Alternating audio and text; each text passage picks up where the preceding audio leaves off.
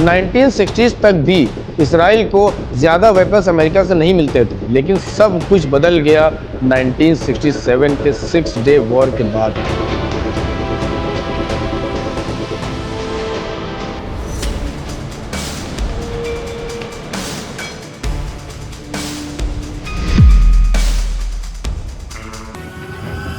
आज जो कुछ भी हो रहा है वो सिर्फ ईरान और इजराइल के बीच एक जंग नहीं है। असली खतरा वो जगह है, वो अलायंसेस, वो रूल्स जो कि पूरी दुनिया की इकोनॉमी, पॉलिटिक्स और पावर बैलेंस को कंट्रोल करते हैं। और अगर आपको लगता है कि ये सिर्फ दो कंट्रीज की लड़ाई है, तो अब जो आप सुनने वाले हो वो आपको ये दिखाएगा कि एक्चुअल में ये जंग हो क्यों रही है। क्योंकि इस कहानी में एक तरफ है स्ट्रेट ऑफ हॉर्मुज और दूसरी तरफ है इंटरनेशनल सैंक्शंस और तीसरी तरफ है अमेरिका और इजराइल का वो रिश्ता जिसने मिडिल ईस्ट का पावर गेम ही बदल दिया। अब जरा सोच कर देखिए कि दुनिया में कुछ ऐसे वेपन्स हैं जो सिर्फ एक शहर नहीं बल्कि पूरी दुनिया का फ्यूचर चेंज कर सकते हैं, और उन्हें कहते हैं न्यूक्लियर वेपन्स।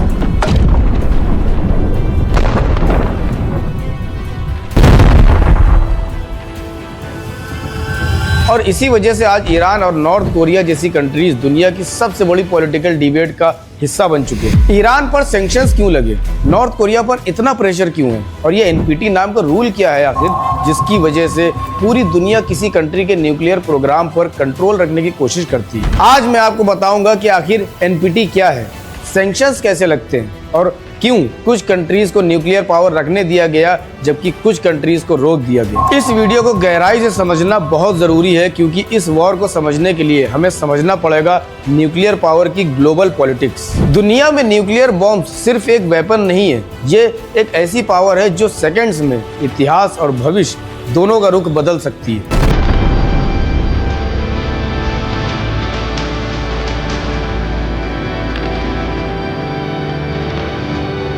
अब 1960s में दुनिया को एक बड़ा डर सताने लगा कि अगर हर कंट्री न्यूक्लियर वेपन्स बनाने लग जाएगी तो फिर दुनिया में एक छोटी सी वॉर भी ग्लोबल डिजास्टर बन सकती है। और इसी वजह से 1968 में एक इंटरनेशनल ट्रीटी बनती है जिसे कहा गया एनपीटी, यानी न्यूक्लियर नॉन प्रोलिफरेशन ट्रीटी, जिसे अगर सिंपल भाषा में समझा जाए तो ये एक ग्लोबल रूल है जो कि न्यूक्लियर वेपन को ज्यादा कंट्रीज में फैलने से रोकने के लिए बनाया गया। और इसके बाद साल 1970 में ये ट्रीटी ऑफिशियली लागू हो जाती है और आज दुनिया की 190 से ज्यादा कंट्रीज इस ट्रीटी का हिस्सा है।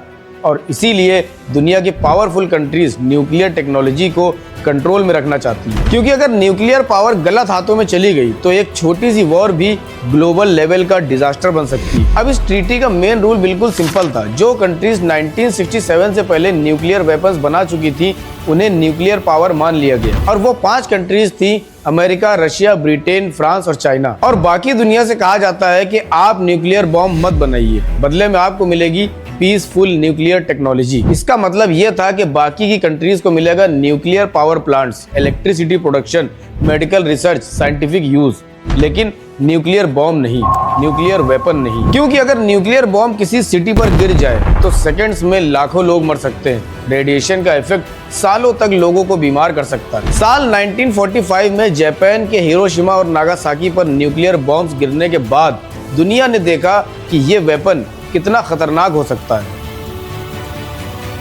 And then the ultimate, or what seemed the ultimate. Hiroshima was 41 years and 8 months after Kitty Hawk.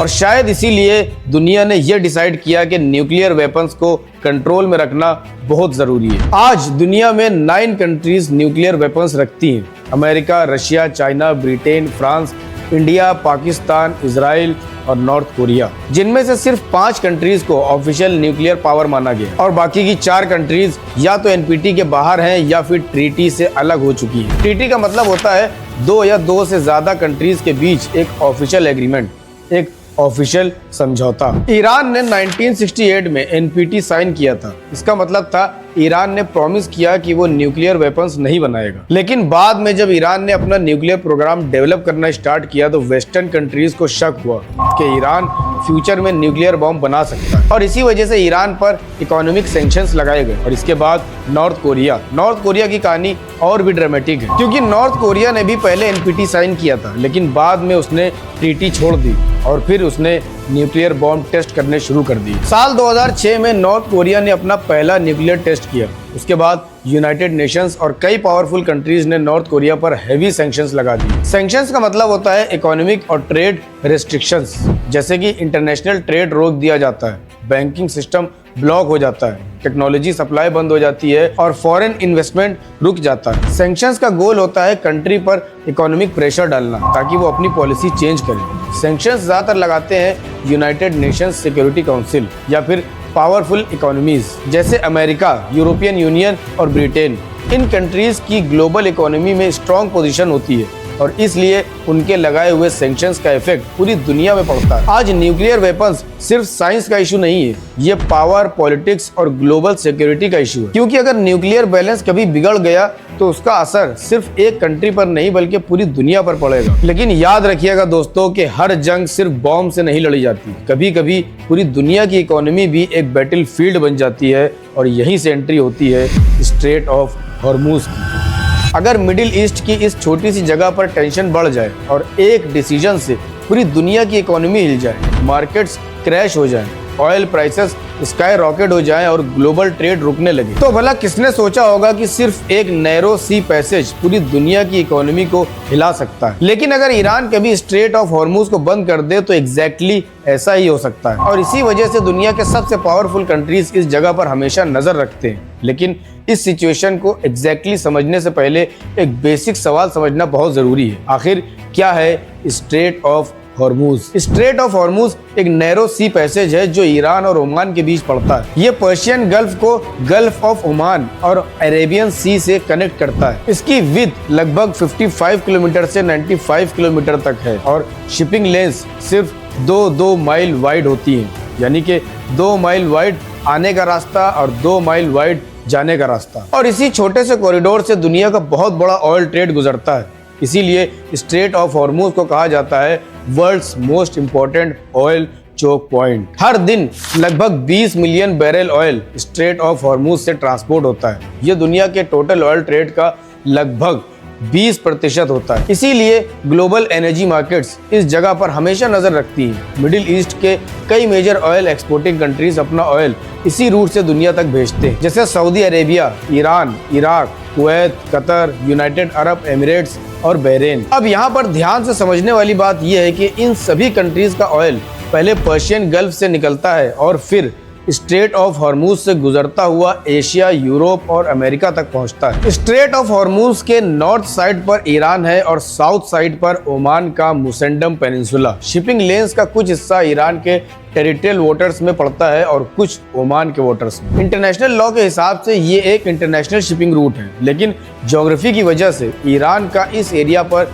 Strong influence माना जाता है। ईरान के मेजर पोर्ट जैसे बंदर अब्बास और उसके नेवल बेसेस इसी रीजन के पास है और इसीलिए अगर कभी कॉन्फ्लिक्ट बढ़ता है तो ईरान थ्योरेटिकली शिपिंग को डिसरप्ट कर सकता है। मॉडर्न मैरीटाइम का कंट्रोल का स्ट्रक्चर 1970s में डेवलप हुआ और 1972 में ओमान और ईरान ने अपने टेरिटोरियल वाटर्स एक्सपेंड किए, जिससे स्ट्रेट ऑफ हॉर्मूज का ज्यादा हिस्सा उनके लीगल कंट्रोल में आ गया। उसके बाद से ही ये एरिया ग्लोबल जियोपॉलिटिक्स का एक स्ट्रेटेजिक हॉटस्पॉट बन गया। 1980s में ईरान और इराक वॉर के टाइम यहाँ टैंकर वॉर भी हुआ, जहाँ ऑयल टैंकर्स पर अटैक्स हुए। अगर कभी ये रूट ब्लॉक हो जाए तो इसका इम्पैक्ट ग्लोबल होगा। ऑयल प्राइसेस सडनली बहुत ज्यादा बढ़ सकते हैं, ग्लोबल शिपिंग रूट्स डिस्टर्ब हो सकते हैं, energy dependent countries economic shock में आ सकती है और शायद इसीलिए एक्सपर्ट्स स्ट्रेट ऑफ हॉर्मूज को कहते हैं the most dangerous economic choke point on earth. और शायद इसी वजह से जब भी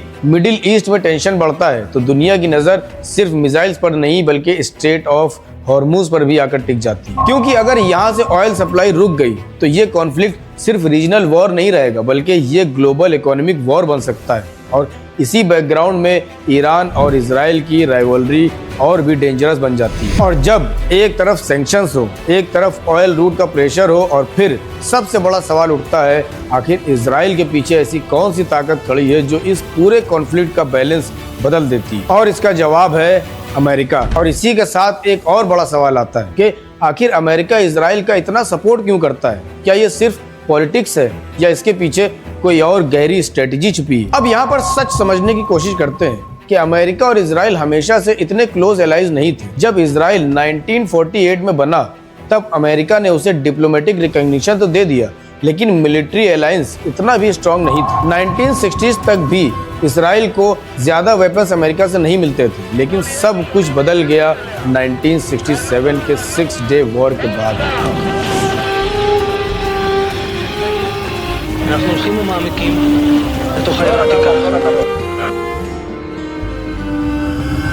इस वॉर के बाद अमेरिका को समझ आया कि मिडिल ईस्ट में इजराइल एक पावरफुल स्ट्रेटेजिक पार्टनर बन सकता है। और फिर 1973 में यौम किपुर वॉर के दौरान अमेरिका ने इजराइल को मैसिव मिलिट्री सपोर्ट दिया और इस ऑपरेशन का नाम था ऑपरेशन निकल ग्रास। 1973 में अमेरिका ने सिर्फ एक महीने के अंदर 22,000 टन से ज्यादा मिलिट्री सप्लाईज इजराइल तक एयरलिफ्ट की। यहीं से अमेरिका इजराइल अलायंस का असली फेज शुरू होता है। और आज सिचुएशन ये है कि अमेरिका इजराइल का सबसे बड़ा मिलिट्री सपोर्टर है। साल 2016 में दोनों कंट्रीज ने एक हिस्टोरिक एग्रीमेंट साइन किया, जिसमें अमेरिका ने प्रॉमिस किया कि साल 2019 से साल 2028 तक इजराइल को $38 बिलियन की मिलिट्री एड मिलेगी, यानी हर साल लगभग $3.8 बिलियन का सपोर्ट। अब अगर हिस्ट्री देखें तो अमेरिका इजराइल को टोटल $150 बिलियन से भी ज्यादा एड दे चुका है। इस वजह से इजराइल को अमेरिका का सबसे पावरफुल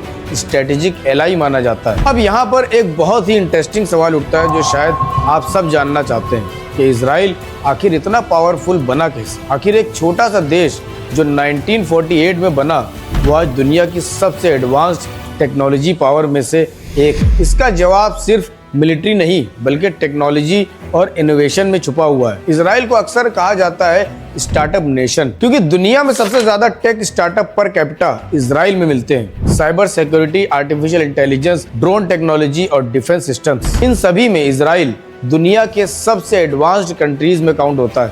आयरन डोम जैसी मिसाइल डिफेंस सिस्टम और एडवांस्ड सर्वेलेंस टेक्नोलॉजी इसी इनोवेशन का रिजल्ट है। और इजराइल की इस ग्रोथ के पीछे अमेरिका का भी बहुत बड़ा रोल रहा है, क्योंकि अमेरिका हर साल इजराइल को $3.8 बिलियन मिलिट्री एड देता है। इसके अलावा अमेरिका और इजराइल के बीच टेक्नोलॉजी और डिफेंस कोऑपरेशन भी होता रहा है, जिसकी वजह से इजराइल की मिलिट्री टेक्नोलॉजी तेजी से डेवलप हुई। अब दोस्तों, हर पॉइंट को बहुत गहराई से समझने की जरूरत है, क्योंकि हर पॉइंट एक बहुत गहरा कनेक्शन रिप्रेजेंट कर रहा है, क्योंकि सिर्फ अमेरिका ही इसके पीछे रीजन नहीं है। इजराइल ने अपनी इकोनॉमी को टेक्नोलॉजी और रिसर्च बेस्ड मॉडल बिल्ड किया है, क्योंकि इजराइल में रिसर्च और डेवलपमेंट पर जीडीपी का काफी बड़ा हिस्सा इन्वेस्ट किया जाता है। और इसी कॉम्बिनेशन ने इजराइल को एक छोटे से देश से ग्लोबल टेक्नोलॉजी पावर बना दिया। और शायद इसीलिए मिडिल ईस्ट के कॉन्फ्लिक्ट्स में सिर्फ आर्मीज नहीं लड़ती, बल्कि टेक्नोलॉजी और ग्लोबल अलायंसेस भी टकराते हैं। आज जो वॉर इजराइल, अमेरिका और ईरान के बीच चल रही है, इस वॉर का हमने आज सिर्फ एक चैप्टर समझा है। अगर इसकी गहराई